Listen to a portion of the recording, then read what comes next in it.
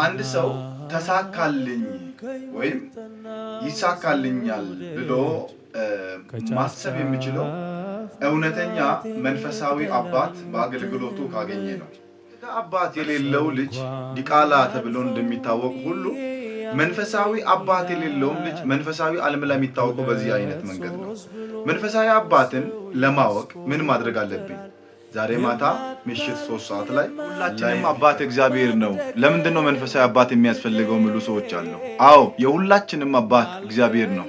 ነገር ግን እግዚአብሔር አምላክ ሕዝቡን ሲመራ የነበረው እንደ አባቶቻችሁ ለምሳሌ ለሙሴ በሲና በረሃ ወይም በኮሬብ ተራራ በመጀመሪያ በተገለጠበት ቀን እግዚአብሔር ለሙሴ የነገረው እኔ አምላኬ አላለውም። እኔ የአባቴ የአብርሃም አምላክ የይስሐቅ አምላክ የያዕቆብ አምላክ ማለት የአባቶች አላለም። የአባቴ የአብርሃም የይስሐቅ የያዕቆብ አምላክ አባት ያስፈልገናል።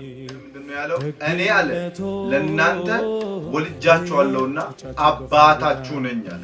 ዩሲ በመንፈስ ወልጃችኋለሁና አባት መንፈሳዊ አባት እንዴት ነው ማወቅ የሚችለው?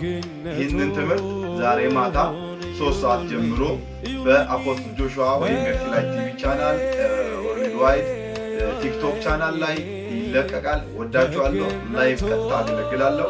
ለዚሁም ደግሞ አፖስትል ጆሹዋ ወይም ሜርሲላይት ቲቪ ቻናል የሚለው የዩቲዩብ ቻናል ሰብስክራይብ አድርጉ። ሙሉ ትምህርቱ ዛሬ ተለቋል። ወዳችኋለሁ።